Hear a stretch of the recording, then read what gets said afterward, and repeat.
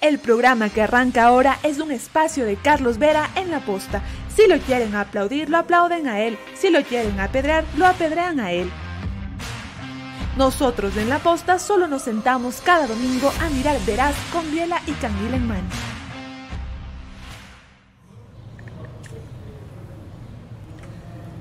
Es increíble la dependencia del aparatejo esto, que le hace sentir a uno que si no está conectado y no contesta se acaba el mundo. Y no, no se acaba el mundo. Usualmente llaman para dar malas noticias o para pedir enormes favores. Y sí, claro, esa es la vida del periodista. Pero hoy estoy con ustedes para atender un deber de ser humano, para encontrar lecciones y sanciones tras el femicidio o la ejecución extrajudicial, como algunos le han llamado, al crimen de María Belén Bernal. Porque a ella no la podemos traer de vuelta. A su familia quizá no le podremos dar ningún consuelo. Que Dios, sus familiares, amigos y abogados se encarguen de darles resignación, fortaleza y fe en este trance. Pero ella y todas las mujeres querrán sin duda algo más, que este sea el último caso, que no suceda nunca más. Y desgraciadamente es improbable que ocurra así a raíz de la próxima semana, pero es un deber de todos hacer que suceda así cuanto antes. Y por lo menos que en una instancia policial, en una dependencia policial, a cargo de un policía, y con toda la permisividad y ayuda que hubo, eso sí, no se dé nunca más. ¿Cómo hacemos para eso? Es la pregunta que desarrollaremos desde distintas aristas a lo largo del programa con dos penalistas. Para empezar, le pido una respuesta brevísima que luego desarrollaremos a la inquietud, doctora Djalma Blum. Bienvenida. Muchas gracias, buenos días. Yo considero que con este hecho, decir que no se va a cometer nunca más un delito de esta naturaleza tan atroz es imposible. Es algo que no podemos asegurar, pero sí podemos asegurar que no se lo cometa dentro de una institución del Estado, que este hecho no vuelva a suceder. Y la solución no es haber puesto a 3 mujeres al mando de la escuela de policía. Esa no es la solución, esa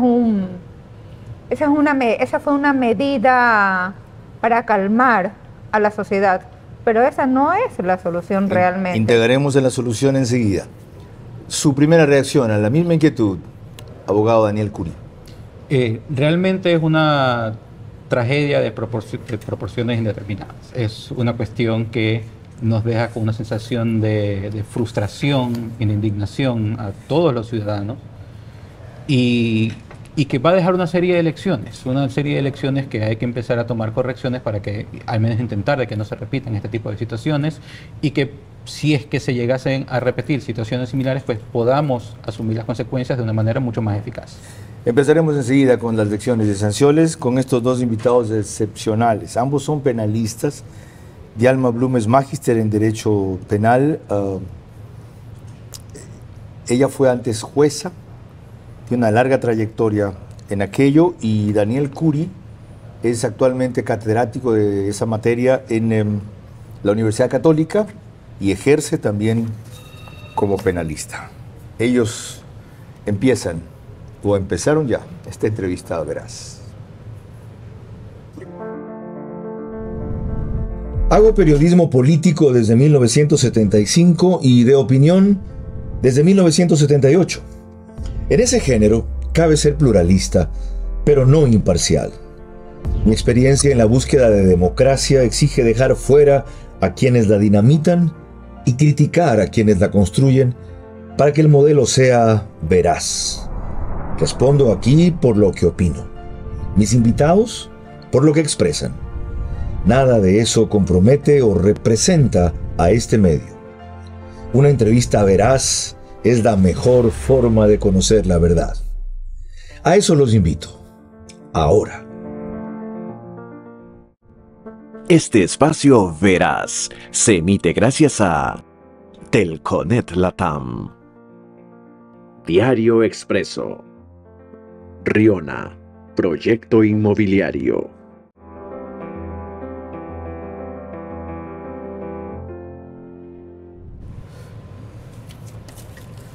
Bienvenidos a una nueva entrevista de Veraz por el hecho que ha marcado la semana y ha marcado nuestras vidas.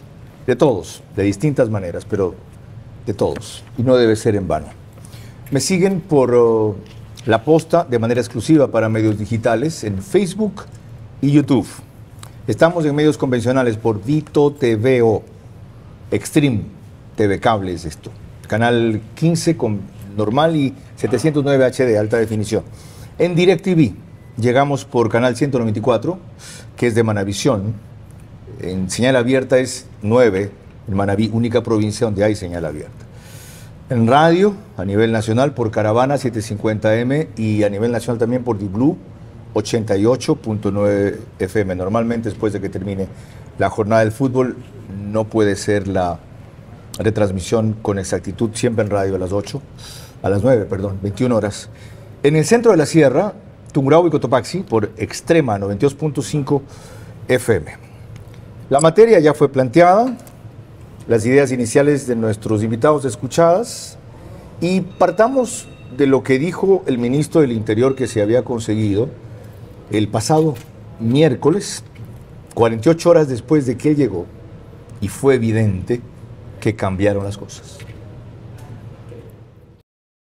Nosotros llegamos a esta conclusión primero por el trabajo técnico profesional de la Policía Nacional del Ecuador para llegar y determinar, ir reduciendo los espacios luego de muchas actividades desarrolladas durante todos estos días.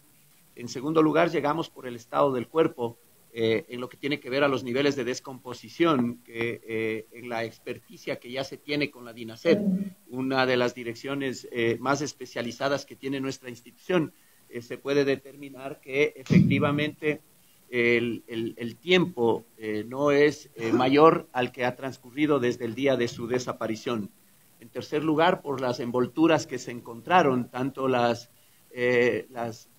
capas con las cuales se trasladó, como una cobija que luego fue abandonada en una funda plástica, y luego por ya las envolturas plásticas y el nivel de, también en ese sentido, el nivel de daño o de deterioro que tuvieron por estar expuestos a un clima.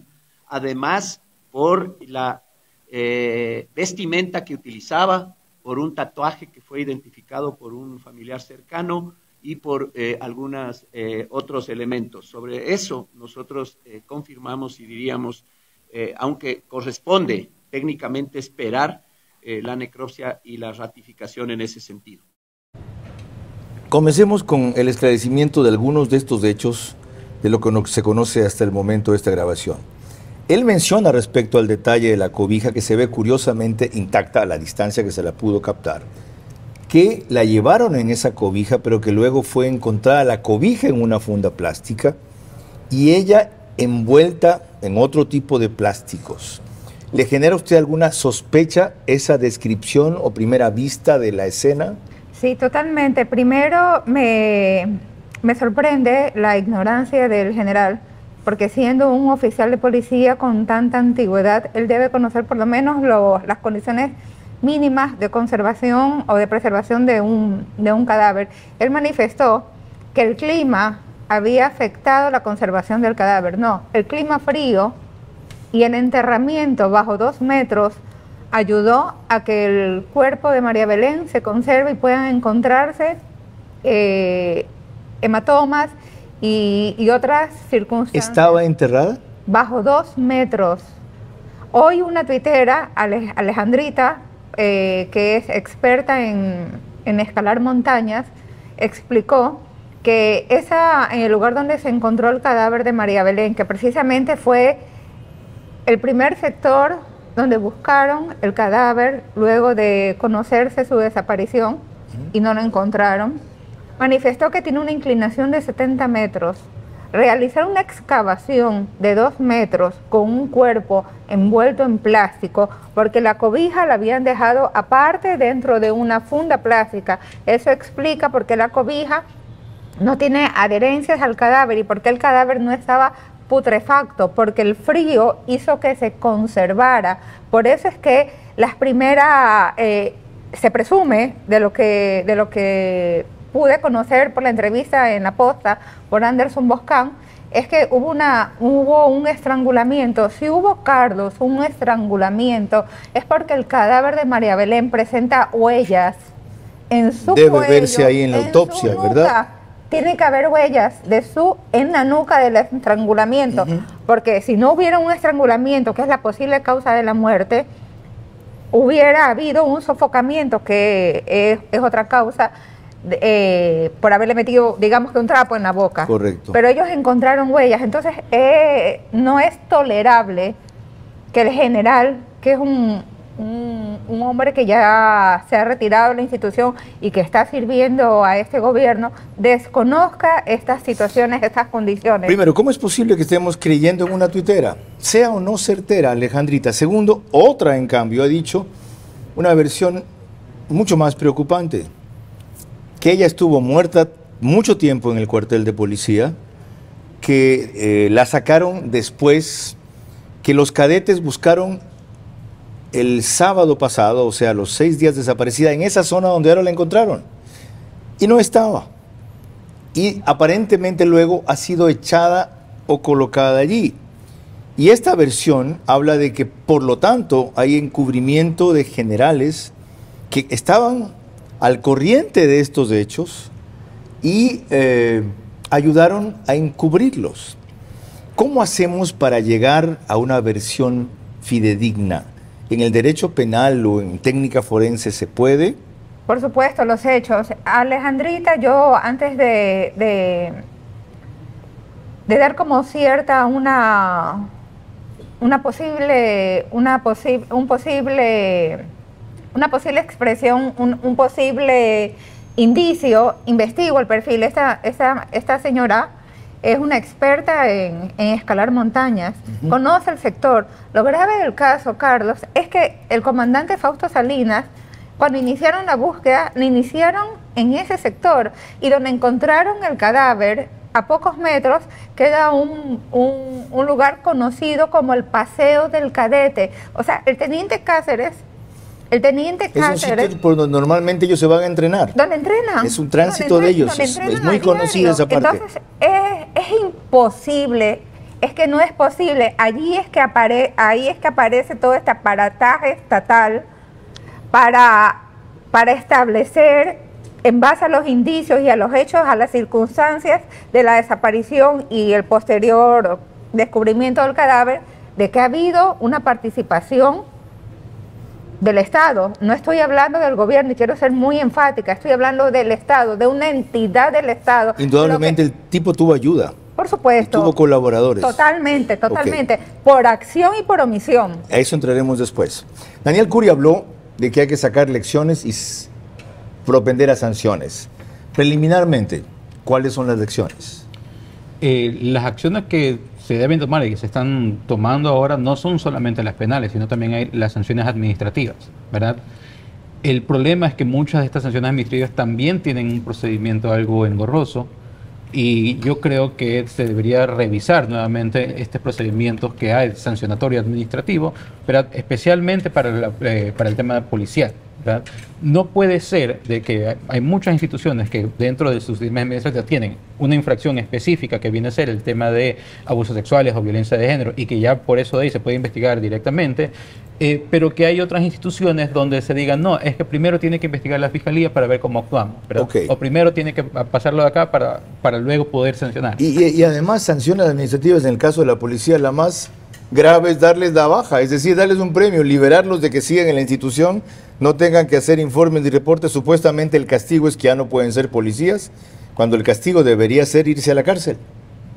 Es que siendo administrativo no le corresponde al derecho administrativo enviar a la cárcel, le corresponde al derecho penal. Ellos tienen que reportar eso a las instancias jurídicas convencionales. Claro, y tiene que seguirse al mismo tiempo. No puede esperarse la vida, porque son responsabilidades completamente diferentes. Seguirse al mismo tiempo. Por supuesto. ¿Quién las debe seguir al mismo tiempo? Fiscalía por su lado, y la policía, los encargados de investigaciones internas por otro. Si es que le reporta a la policía o sin necesidad de que le reporte la policía. Sin necesidad. Ya la fiscalía ya tiene conocimiento del delito, ya tiene conocimiento de los hechos y tiene entonces que utilizar todo su aparataje para poder investigar y establecer. ¿Por qué fue tan lenta la fiscalía? Eso habrá que preguntarle al fiscal. ¿Por qué cree usted?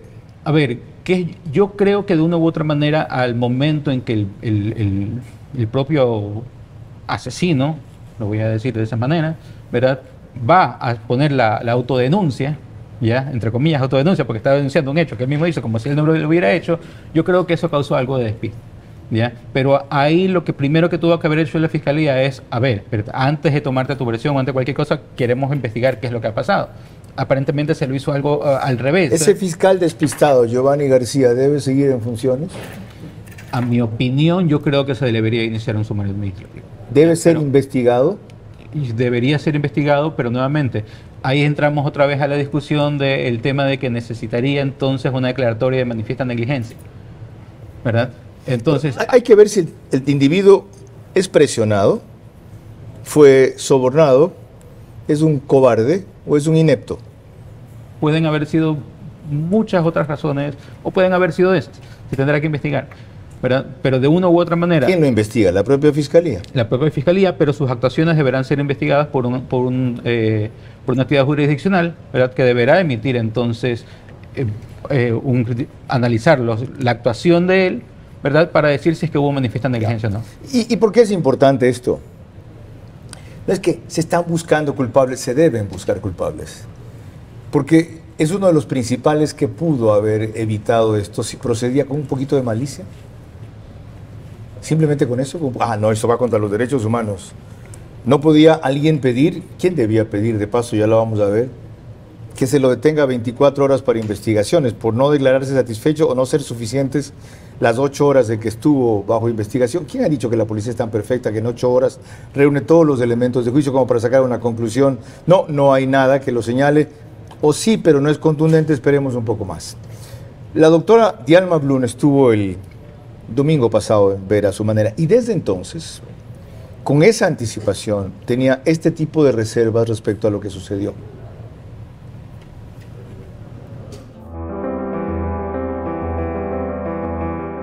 Mira, yo estoy tratando realmente de calmarme porque como mujer y como abogada me duelen todas estas mentiras y me duele entender que en una entrevista el general Zarzosa ha hecho espíritu de cuerpo.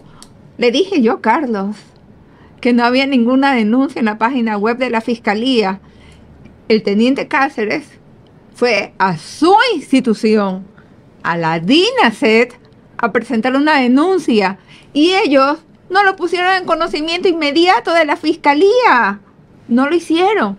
Fueron a revisar la habitación sin que esté un fiscal presente, por favor.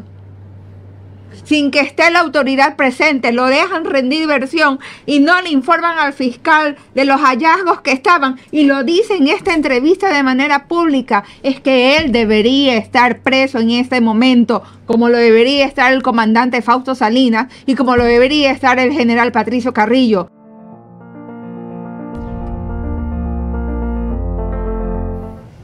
Le pregunto, ¿la familia debería poner una acusación contra las personas que usted menciona ahí por los hechos que cita usted allí?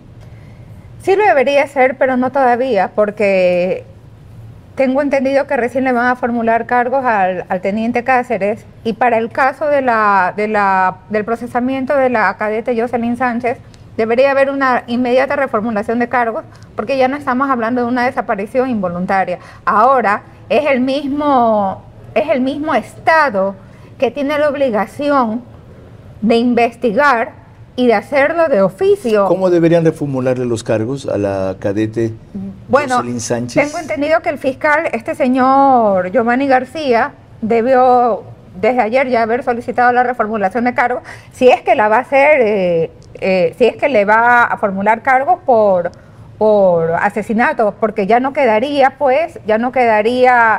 sin sustento. Pero si ella no lo impidió, si ella fue, según la descripción de los hechos, trasladada al cuarto conjunto de un Teniente. Tapia, y desde allí ninguno de los dos, más Tapia que ella, porque era jerárquicamente superior, cumplieron con la obligación jurídica que tenían de denunciar el tema, de llamar al comandante, al 911, a la policía, a la guardianía, al resto de compañeros para impedirlo, no lo hicieron. ¿No debe ser también acusada? Por supuesto, pero ¿de qué estamos hablando? Si ya no hay una desaparición, es la Fiscalía la que tiene que reformular cargos. ¿Cómo Ahora, qué? ¿Como autora directa? Por supuesto, ahora que lo va a hacer dentro del mismo proceso, entonces primero tiene que haber una reformulación para que se lo pueda vincular al teniente Cáceres, pero no solamente aquí, porque aquí ya habría un arrastre de fuero, porque hay una participación, hay una omisión, hay una omisión de generales, de policías, de comandantes que han realizado acciones tendientes a defender primero la institución policial, pero esas acciones tienen como finalidad abusar de esa potestad del Estado para que no se sepa la verdad, cómo se cometieron los hechos. Por eso es que a mi criterio, no existe un femicidio, sino ya no podemos hablar de una desaparición forzada, sino una ejecución extrajudicial, porque ya sabemos, es de conocimiento público que se han valido de generales, de ayuda. Ha habido un coadyuvamiento en la ejecución del delito. Ya, y eso queda claro, porque cuando llega Carrillo, las cosas cambian dramáticamente. ¿Debió haberse ido o no? A mi juicio no debió haberse ido. Las cosas hubieran sido distintas si estaba aquí, quizás sí, pero aquí viene otra parte que quería averiguar, abogado Curi. Delito por omisión. ¿Qué dejaron de hacer estos generales que menciona la doctora Dialma Blum? Por ejemplo, el comandante de policía que estaba aquí, el general Ponce, que fue el que pidió permiso para que salga a jugar fútbol Cáceres y comenzó la fiesta y desde ahí vino la jarana. El general Fausto Olivo, que describió cómo él estuvo en el allanamiento, el que estaba a cargo de la Escuela Superior de Policía, que no era Zumárraga ese día, que estaba fuera del país, el de la Guardianía, el subteniente compañero de Cáceres. ¿Cuáles pueden ser sujetos de acusación de delito por omisión? Es decir, que ellos crearon las condiciones para, aunque no estaban en la obligación jurídica o en la posibilidad jurídica de impedir, como sí estaban otros en ese momento, el crimen.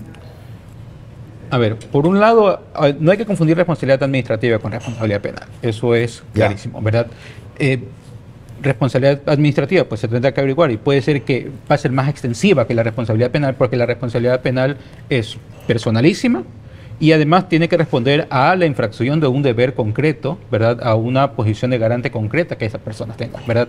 Si él dice, pues le di un permiso de salida para que vaya a jugar fútbol, ¿verdad? Eso no viene a constituir delito en ningún lado, ¿sí?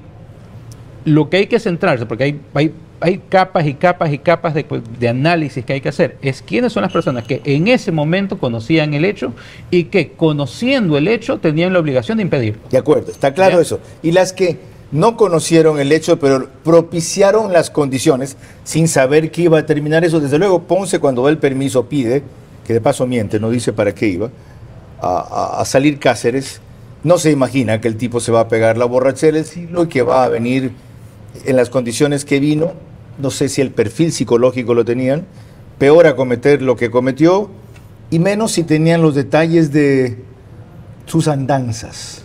Nuevamente, el hecho, y ahí voy a discrepar un poco con Yalma, el hecho se dio dentro de una habitación, en una situación que quizás en otras cosas no debía haberse dado, no debía haberse como tal.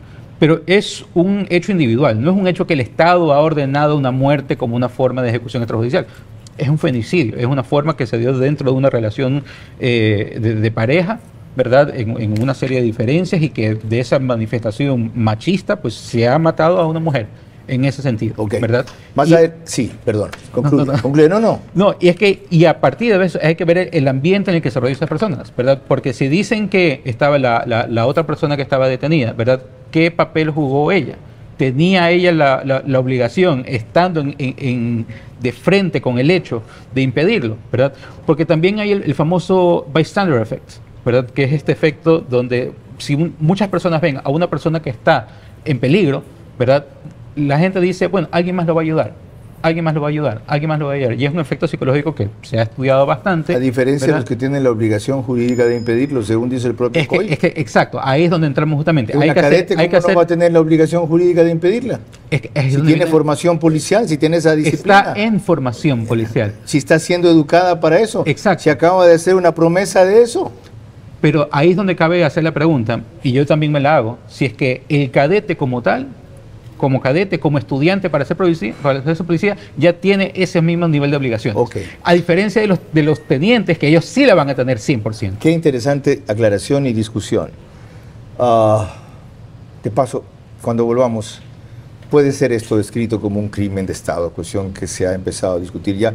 Es más, cabe una propuesta que hizo Carlos de Tomaso en su cuenta de Twitter. Él dice que el Estado debe adelantarse, reconocer ante la CIDH que este es un crimen de Estado y proceder a todas las indemnizaciones y reparaciones que corresponden a la familia y no hacerla pasar por todo este proceso tortuoso de indemnización o de justicia hasta después de 5 o 10 años, además de lo que esa familia ya está sufriendo. Con eso volvemos enseguida.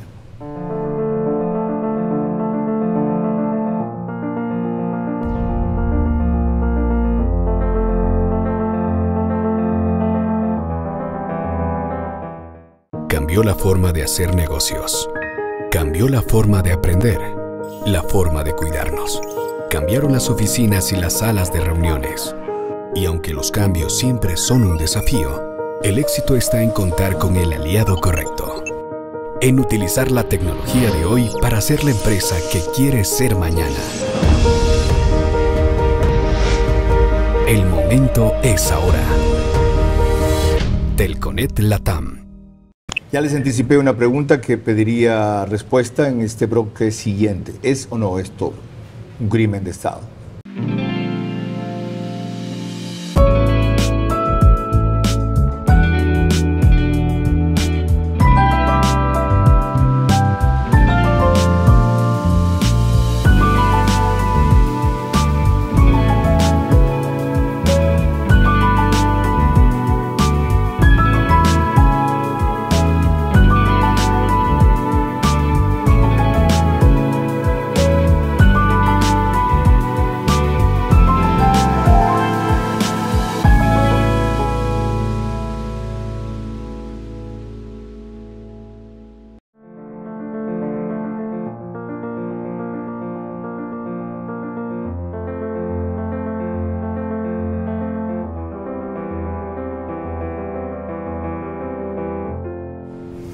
Llegamos a ustedes siempre por cortesía de Telconet Latam, Riona, proyecto inmobiliario, Diario Expreso y el Bankers Club, desde cuyo piso 33 se graba este programa y lo emitimos. Esto fue grabado jueves, por si acaso, para que se entiendan algunos desfases si se producen de aquí al domingo, cuando se está subiendo, como dicen ahora.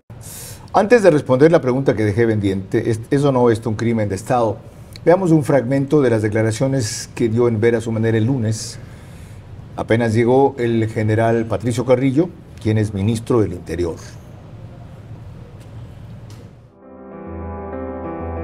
En el corto plazo, si no hay resultados, tendremos que ir terminando y eliminando cabezas. Aquí, políticamente, todo el mundo quiere la cabeza del ministro. Y la cabeza del ministro va a estar expuesta. Y yo seré el último en irme cuando, primeramente, todos los generales no hayan hecho todo su esfuerzo en la localización bien, y sí. en la búsqueda. Lo peor Mi cabeza que es la que va a caer. ustedes renunciar, no se le ocurra. No. Y lo peor que pueden hacer es enjuiciar lo político institucional, que es lo que quieren. Su trofeo es el más buscado por los narcos que alientan todo Carlos, esto. en un juego de ajedrez el rey va a caer, pero previamente tienen que caer las otras piezas. Y eso es lo que estamos presionando nosotros. Si los generales cometieron los errores y no se reivindican, pues se irán a la casa. Y al final tendrá que irse el ministro, Bueno, 24 horas después de eso, encontraron el cuerpo. Esto fue el lunes de noche, un poquito menos. 36 horas encontraron el cuerpo. y no han empezado a caer las cabezas. Dice el general Carrillo que inclusive la suya caerá, pero después de que todo se haya aclarado. ¿Ese es el procedimiento? No, en absoluto. Primero quiero decirle que eso no es un asunto político, que él le quiere dar un tinte político y no es así. Este es un asunto de la policía, que entraña exclusivamente a las acciones que han tomado los policías, oficiales, personal de tropa, sea quien sea. Y no es un asunto de una omisión dolosa por parte de los que no hicieron lo que les correspondía hacer, porque en el peor de los casos, Carlos, esas personas que se estaban formando ya algunos años, no 2 meses, no 1 mes, de acuerdo al artículo 528 del COIP, al estar frente a un acto flagrante, cualquier ser humano, usted, el señor, yo, quien sea, el basurero, tienen la obligación de actuar y aprender a la persona que está cometiendo. Entonces, ¿qué deben hacer? ¿Irse todos ahora? ¿Deben votar a todos? Irse todos, votarlos a todos es darles espacio, ese apoyo estatal, que precisamente es el que yo acuso, porque el apoyo estatal consiste en abrirles sumarios administrativos, darles la baja, pero ¿y la formulación de cargos? ¿Por qué no la han hecho hasta la presente fecha? Hacer que se quede es peor, porque ellos están comprometidos todos de alguna manera en esto, y se siguen dirigiendo el proceso, el que sea, el administrativo y el investigativo, va a generar siempre sospechas. Bueno, yo realmente no acepto este procedimiento que se ha realizado en estos 12 días. Todas las comunicaciones, si usted se da cuenta, han variado día a día. Todo ha cambiado día a día. No ha habido consistencia ni coherencia. No hay congruencia en todo lo que se ha dicho, en todo el proceso investigativo. Por lo tanto, ¿deberían irse todos? Yo no dejaría que se fueran y yo los metería preso a todos. Ya. Inmediatamente. ¿Cabe eso, Daniel? Yo creería que no. Meter preso a todos sin que se haya demostrado la responsabilidad que individualmente cada una de las personas que tengan, pues es básicamente hacer una cacería de brujas, ¿verdad? ¿Cómo empezamos el proceso de demostrar la responsabilidad de cada uno? Hacer las investigaciones, las debidas investigaciones, ir persona por persona y hacer todo el tramo de qué es lo que sucedió, quién dijo qué, quién ordenó qué, quién dijo no, eso es una relación simplemente de pareja, déjelo de ahí, quién fue la persona que estuvo escuchando, que quiso actuar y que no pudo actuar. Mi pregunta aquí es eso, ¿se podrá hacer eso mientras los implicados sigan en el poder? ¿Sigan manejando la policía? Yo creo que sí, porque no podemos decir de que el implicado viene a ser el ministro de Gobierno, porque el ministro de Gobierno no estaba ni aquí. Ministro del Interior. Ministro del Interior, perdón. Sí. Porque él, claro, cuando llega empieza a tomar las acciones, pero hay otros generales, hay niveles jerárquicos que no van a saber exactamente lo que sucede en todas las cuarteles de todas las policías. Si a veces un padre de familia no sabe lo que sucede por su propia casa, ¿verdad? ¿Qué va a saber? Pues de esa noche puedo entender eso. Pero posteriormente no, pues. No, a raíz de que sucede eso, a raíz de Salinas para abajo, todo el mundo está enterado. Hay toda una serie de decisiones políticas que se tienen que hacer, y no solamente por el Ministerio del Interior, sino también, digamos, Secretarías de Derechos Humanos, todas las campañas de prevención de femicidio, ¿verdad? Y empezar ya a activar todos esos mecanismos. Ya, ahorita vamos a entrar en algo que vamos a tocar posteriormente. ¿Qué es lo que hay que hacer a raíz de esto? Las campañas de advertencia o combate al femicidio. Ajá. Hemos hecho varios programas aquí sobre el caso de Lisbeth Vázquez. Nada. Varios también sobre el caso de una modelo en Manta, que al parecer asesinó nada menos que un fiscal. Lo reintegraron a su función. Lo que sí se vio es que el fiscal la maltrató en un hotel dándole un trompón. ¿Las campañas son suficientes? ¿Algo es suficiente? Esto es una conducta arraigada no solo en la cultura machista, la sociedad patriarcal, sino tal vez en el ADN de la especie. ¿Cómo empezamos a controlar o a frenar esos instintos criminales e ínfulas de superioridad que los hombres, no me excluyo, tenemos? Ok. Eso no significa que porque sea complejo el problema tenemos que resignarnos a que se quede, por si acaso. Veamos algo más del general Carrillo para seguir entrando en esto.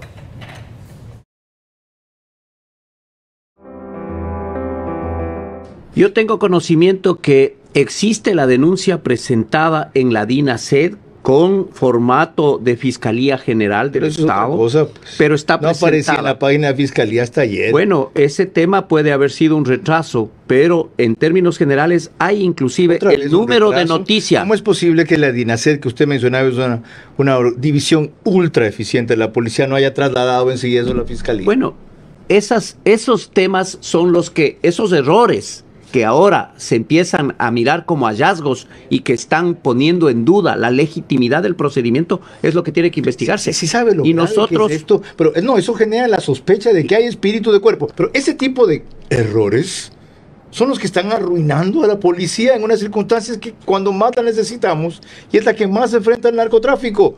Y ahora se permiten esos errores que la debilitan. Bueno, esos errores tienen que demostrarse ahora procesalmente por qué los realizaron y cómo los realizaron. Abogado Curi, esto fue de los temas que más indignó a Dialma Blume el domingo y nos desconcertó a otros. Va este individuo, si no me equivoco, el lunes a la DINASED a reportar él mismo a la desaparición, a presentarse como una víctima más, como un sorprendido y extrañado cuando resultaba, o por lo menos hasta ahora resulta ser el autor. ¿La DINASED tenía que trasladar enseguida esa denuncia a la Fiscalía? Por supuesto. ¿Enseguida? Por supuesto. ¿Se manda copia? ¿Se hace otra vez la denuncia? ¿Tenía que decirle a él, vaya usted a la Fiscalía a poner la misma denuncia? No. Ellos mismos como institución reciben la denuncia y dicen, a ver, señor fiscal, nos ha llegado esta denuncia, esta noticia del delito, hay que investigar. ¿Qué demuestra que no lo hayan hecho? A ver, de lo que escuché de la entrevista, parece que ha sido al revés, porque la DINASED tiene la denuncia de la Fiscalía. Es decir, que se la presentó en la Fiscalía con formato de Fiscalía y que se la dieron a ellos con todo y número de noticia de delito. ¿Ya? Entonces, ahí yo creo que hay un problema de comunicación, ¿verdad? Que hay que saber exactamente qué es lo que pasó, quién le envió qué a quién. Pelotas. Hay un problema de encubrimiento. Es que claro. De espíritu de cuerpo, de complicidad, de ¿cómo se llama? El problema de comunicación puede ser doloso o puede ser un error, ¿verdad? Entonces, y eso es lo que sí hay que investigar. La persona que tenía que comunicar y no comunicó, ¿por qué no lo comunicó? ¿Verdad? ¿Por qué quiso ocultar? O sea, hay que hacer comparecer a esa persona. Es que especialmente las 24 horas después de una desaparición son las más importantes, porque después de eso la investigación se va a complicar terriblemente. ¿Usted qué ve allí?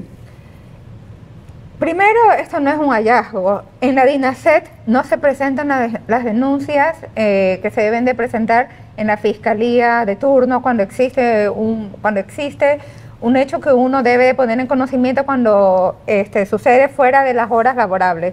La Fiscalía de turno en Quito funciona en la unidad de flagrancia. O sea, ¿él debía haber ido allá? Por supuesto, no a la DINASED, y lo sabe el general Carrillo. Y una vez que va a la DINASED, y el tipo se equivoca, ¿qué tenía que hacer la DINASED? Es que no es que el tipo se equivoca, Carlos, porque dice quizás hubo un problema, un problema informático, después se le asignó un número de noticia. Claro que se le asigna un número de noticia del delito, y cuando se ingresa esa denuncia en el sistema informático, aparece a qué hora se ingresó, ¿y qué funcionario la ingresó? A mí lo que me extraña aquí es que aparezca la Fiscalía como negligente también, o solidaria, o cómplice, o encubridora, cuando usualmente nunca lo ha sido. Peor, ni con la policía. Lo importante es determinar quién ingresó esa denuncia, porque si el teniente fue a la DINASED y de ahí partió en el mismo momento a hacer el recorrido de la avenida Simón Bolívar, luego fueron, ya sabemos, al cuartel de policía, ¿quién ingresó la denuncia? ¿En qué momento? Eso no se sabe. Esos son todos los cabos sueltos que restan por atar. Cuando volvamos, vamos a referirnos hasta que aquello se cierre o se dé, a lo cual le haremos sin duda seguimiento. No vamos a agotar ese tema en este programa. Sí a echar algunas luces como nuestros invitados han echado.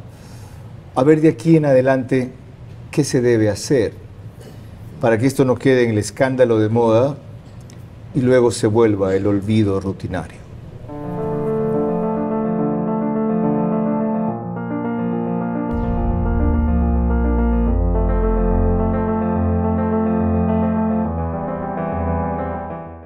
Cambió la forma de hacer negocios. Cambió la forma de aprender. La forma de cuidarnos. Cambiaron las oficinas y las salas de reuniones.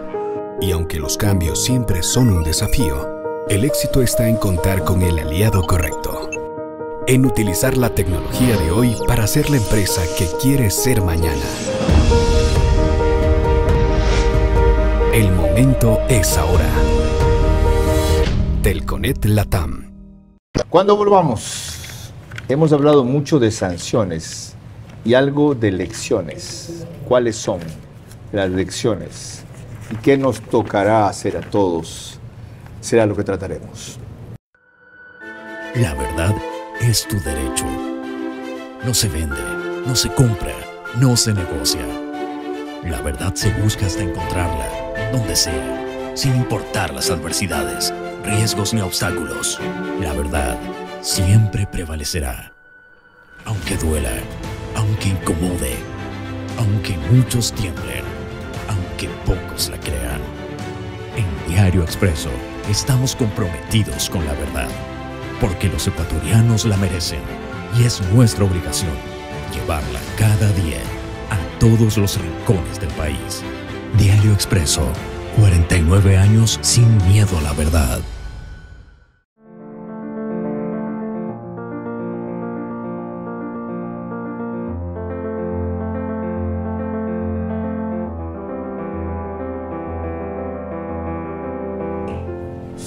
Estamos de vuelta tratando el caso de María Belén Bernal, ahora en la parte en que más debe contribuir a lo único que se puede reparar, que es la integridad de otras mujeres, porque la de ella, como decía yo al principio, se perdió ya, pero todos queremos que semejante tragedia no sea en vano. Que la familia a la cual nunca se le podrá devolver lo que perdió, no tenga que volver a sufrir viendo cómo el asunto queda impune primero y luego se reedita después de algún tiempo con otros protagonistas y en otros escenarios. En esa línea, Ramiro García Falconi advirtió el viernes pasado que empezamos a tratar el tema en ver a su manera esto.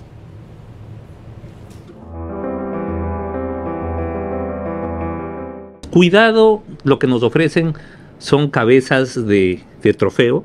Entonces, ¿a qué hay que apuntar aquí? Aquí lo primero que tenemos que establecer es qué pasó. Y eso es lo primero que tenemos que exigir. Es decir, una fijación adecuada de hechos. Ya hay elementos de eso. Yo le menciono todo lo que se dijo en la audiencia y el fiscal no acusa. De inicio, no, totalmente de acuerdo. Yo creo que... ¿Usted coincide en que debió haber acusado? Coincido en que debió haber por lo menos solicitado la detención. A mí me asusta la ligereza con la que, sobre todo en redes sociales, enseguida empezamos a repartir cédulas de inocentes y de culpables, ¿no? ¿Verdad? Y eso es complicadísimo porque terminamos desvirtuando un caso que yo creo que va a ser emblemático, pase lo que pase. Cierto. Y así ha sido en verdad. Entonces, abogado Curi, ¿qué hacer para que no nos entreguen, como él dice, cabezas de trofeo? Una vez que se terminen de establecer e investigar los hechos, y que esto no satisfaga con que solo mujeres manejan la escuela superior, con que ya se fue toda la cúpula policial, con que la malla curricular cambió, como que va a haber una reconsideración sobre los valores con que forman a los policías. ¿Qué hacer para que con medidas efectistas no nos calmen? A ver, todo este tipo de medidas son medidas, digamos, a mediano y largo plazo. Es cambiar toda una cultura policial o toda una cultura machista que existe en muchas instituciones, ¿verdad? A corto plazo, lo que se tiene que hacer son las investigaciones y poder determinar las responsabilidades. Punto. O sea, a eso tienen que enfrentarse y a eso tienen que enfocarse, ¿verdad? ¿Cómo aplicar bien el derecho penal en eso? Pero a ver, nosotros tenemos una falencia. O sea, de los casos de femicidio que hay en el Ecuador, casi que solamente el 30% llegan a una resolución favorable, ¿verdad? Hay un inmenso número de casos que siguen todavía en investigación, ni siquiera en instrucción, en investigación. ¿Por qué? Porque faltan muchas veces que se hagan correctamente las investigaciones o que las demoras que hay en las audiencias, cada vez pasa algo. Y a la vez, ¿por qué? Los factores son muchos. No puedo dar un factor único. Mencione los principales. La dificultad de captura, ¿verdad? Que lo tenemos en este caso, pero en muchos otros casos también los hay, ¿verdad? ¿Por qué? Porque se puede identificar quién es la persona, pero se le identifica muy tarde, ¿verdad? O se dice, no, es que no le vamos a poner prisión preventiva, sino que vamos a poner medidas sustitutivas y se van. ¿Verdad? Entonces, claro, tampoco es que hay... Entonces ahí tenemos nuevamente el papel de la prisión preventiva, si hay que aplicarla en todos los casos, en ciertos casos, en cuáles casos. Entonces es una discusión nuevamente... Y eso nos lleva a si hay reformas a corto plazo que puedan minimizar la impunidad en esto. Por ejemplo, ser detenido solo 8 horas, 24 horas para investigación. Las reformas no son legales. Las reformas son presupuestarias, por ejemplo, para que puedan contar con más elementos, presupuestarias en el sentido de que puedan contar con más policías, con más investigadores, con más fiscales, con más jueces, ¿verdad? Y darles a todos ellos las herramientas que necesitan. Qué interesante. ¿Qué otras lecciones podemos sacar para que no terminemos en lo que Ramiro García Falconi aceptaba? ¿Usted quiere que se vayan todos? Aquí tiene la cabeza de toras, doctora Dialma Blum. ¿Qué más quiere? Una actuación objetiva de la Fiscalía, pero yo le debo decir que ya esto le han puesto un título. Al ponerle un título de un femicidio, están excluyendo las circunstancias reales en que se dio esta ejecución extrajudicial, en lo que voy a hacer es prematuro calificar esto como femicidio. Mire, yo le voy a decir algo y se lo digo desde 3 puntos de vista.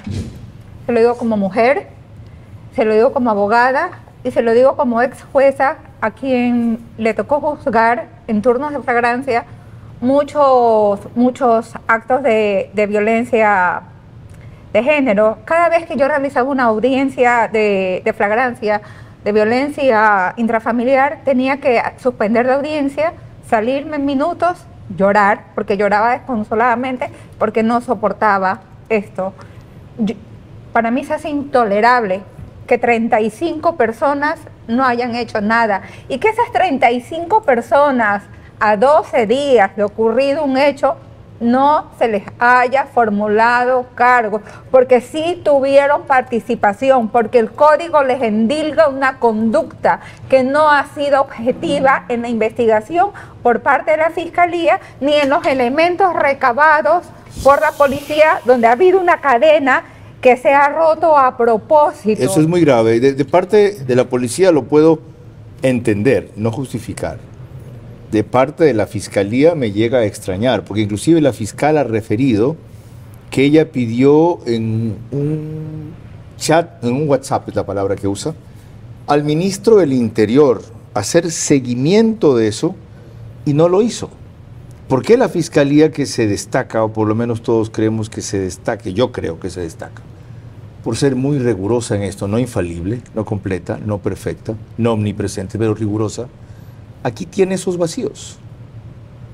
Mire, les voy a citar un caso de los hospitales del IES, donde solamente un fiscal de Guayaquil es el único que realiza todos los allanamientos, todos los actos urgentes para hacer seguimientos, interceptaciones, detenciones que detienen hasta la mamá del guardia del hospital, pero aquí no hicieron nada.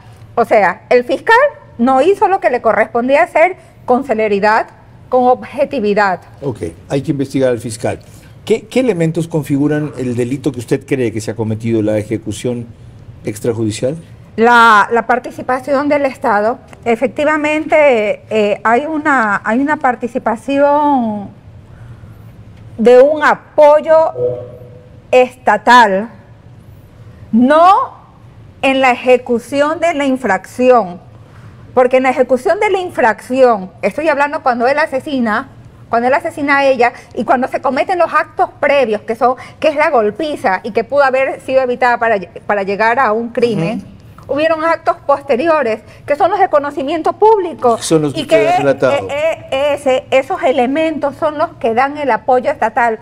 ¿Tiene la definición del Código de Ejecución Extrajudicial? Sí, por supuesto. Para leerla y ya, por favor. Artículo 85 del COIP. La funcionaria o el funcionario público, agente del Estado, él era un agente que estaba en servicio activo, que de manera deliberada, en el desempeño de su cargo o mediante la acción de terceras personas que actúen con su instigación y se apoyen en la potestad del Estado para justificar sus actos, prive de la vida a otra persona, será sancionada con pena privativa de libertad de 22 a 26 años, que es la misma pena para el femicidio, pero a mi criterio personal, y quizás con esto reciba una serie de críticas, para mí no existe el femicidio, porque nadie mata a una mujer por su condición de mujer, porque si así fuera, cualquier mujer fuera por la calle y le irían disparando, te mato por ser mujer, es como en el Holocausto. Esto es un asesinato. El femicidio fue un premio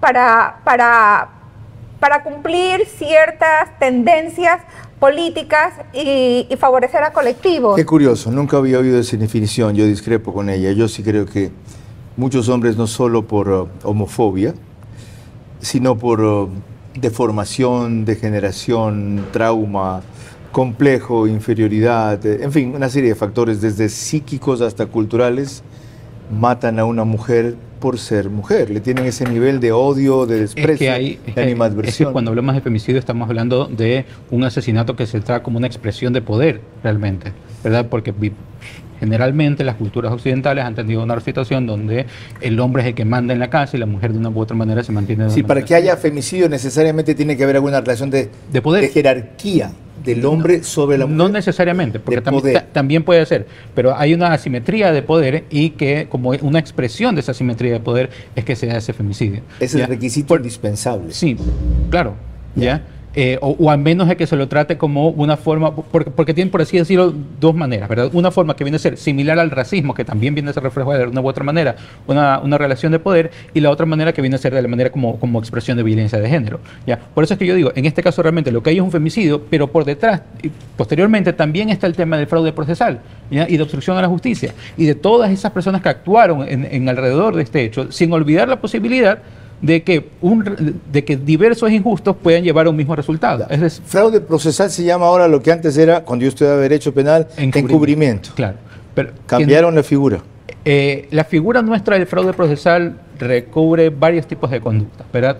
No es solamente la figura de favorecer a la persona que posteriormente cometió el delito, sino también el hecho de modificar las pruebas. Okay. ¿Ya? Entonces, esas dos figuras que están dentro del mismo artículo, ¿verdad?, se pueden aplicar aquí. Las personas que favorecieron, ¿verdad?, pero también las personas que cambiaron el estado de las cosas. Ok. Qué favorable y qué ilustrativa su discrepancia. Les agradezco sobre todo por eso. Y qué necesario, 2 o 3 conclusiones. Con esas volvemos enseguida.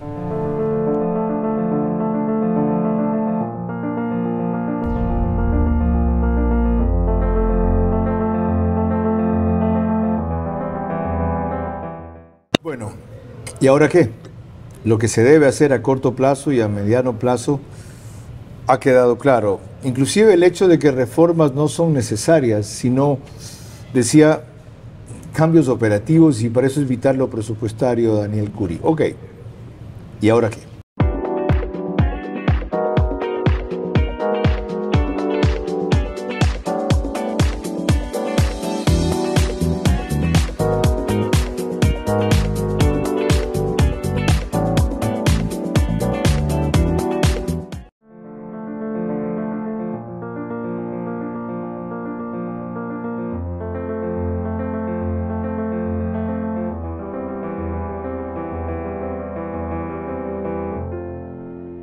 Parte final de esta apasionante y dolorosa entrevista, en que hemos analizado en los puntos sobresalientes, no agotado nunca, el caso de María Belén Bernal, para que a corto plazo haya justicia, a mediano plazo hayan reformas y a largo plazo cambio, transformación. De lo que está en las raíces de esto, y es su origen en la mayoría de casos de femicidio, asesinato de mujeres, o de abuso o maltrato de mujeres que terminan, muchos de ellos, en muerte, que es la cultura imperante, machista, vertical, jerárquica, patriarcal, etc. Y para eso se han dicho 100.000 cosas, inclusive por eso se tipificó este delito de femicidio. Y no hemos avanzado significativamente. Y también aquí se ha dicho por qué y algunas de las causas. ¿Qué estamos haciendo mal, Dialma, para que las cosas empiecen por fin a salir bien? Normalizar los actos de agresión. Normalizar la agresión. Las agresiones se dan a todo nivel social, no solamente en un extracto social bajo, se dan a todo nivel. ¿Qué es normalizar? ¿Aceptar como sí? Bueno, así es. Aceptar que le digan estúpido y continuar en una relación, aceptar que denigren la personalidad de uno, aceptar un empujón y seguir en la relación, que uno como mujer no se valorice y lo normalice. Entonces podemos tener una cultura machista, pero somos nosotras finalmente la que vamos a dar la pauta de permitir o no permitir y normalizar una agresión, y para ello se necesita hacer énfasis en una educación social, en una educación moral, en una educación cívica, que hay una pérdida de valores en nuestra sociedad y que pues son materias que se dejaron de enseñar hace mucho tiempo. Y quería aclarar que yo no es que me opongo al femicidio, pero los elementos del tipo penal del femicidio ya están inmersos dentro del tipo penal de asesinato. Okay. No volvamos a eso. No sé si se da cuenta de lo que acaba de decir, y no lo digo en el mal sentido, no lo tome a mal. Usted dijo nosotras. Y ¿sabe qué? No sé si también vio ese TikTok que dejó María Belén Bernal, en donde invita a las mujeres a hacer eso, a no soportar una sola, a denunciar. Y ella dice, denuncien. Lo que quiero decir con esto, que si es que tienen violencia entre su familia, denuncien. Porque nada justifica la violencia. Nada justifica la violencia. Entonces no se queden callado.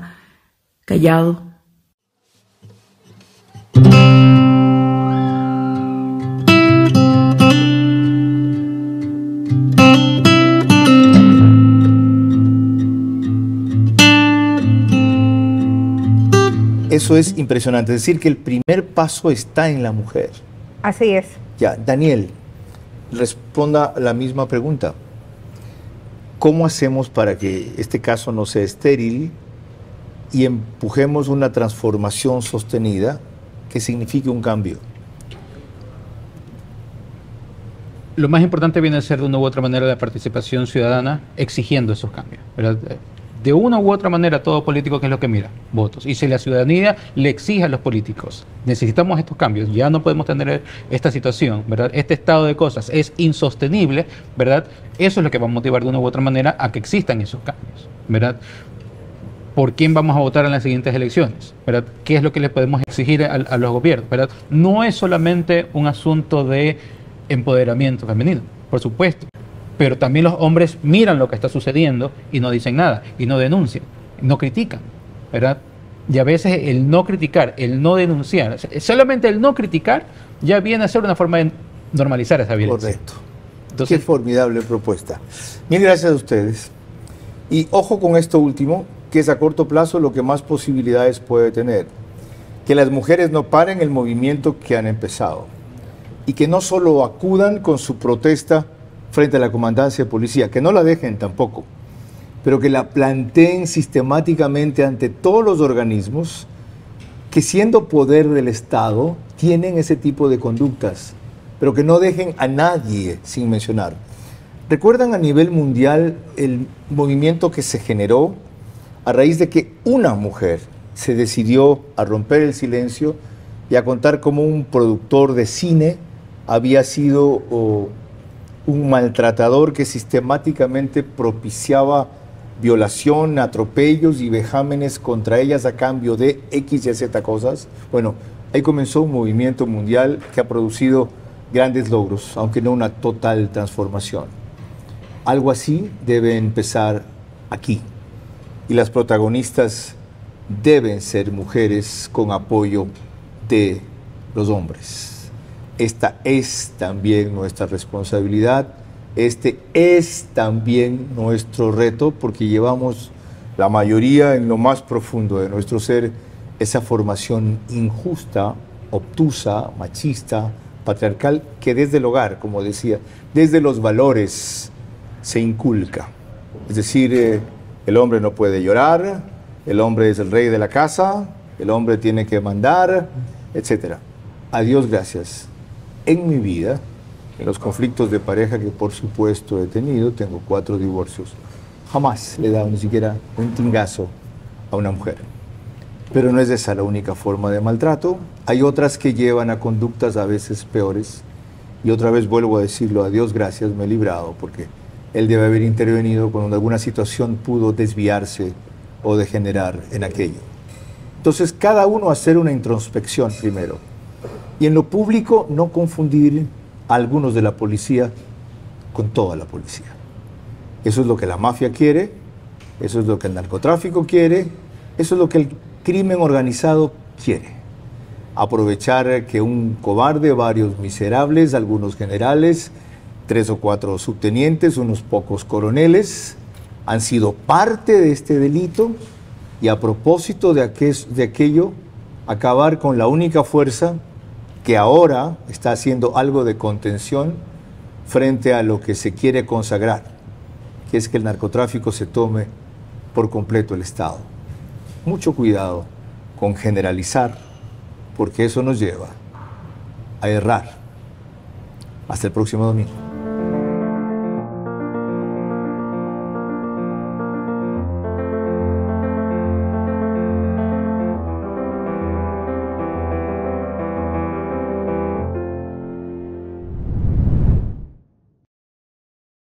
Transmisión simultánea, Vito TVO, Manavisión, Caravana 750 AM, Tiblu 88.9 FM, Extrema 92.5 FM en Cotopaxi y Tungurahua.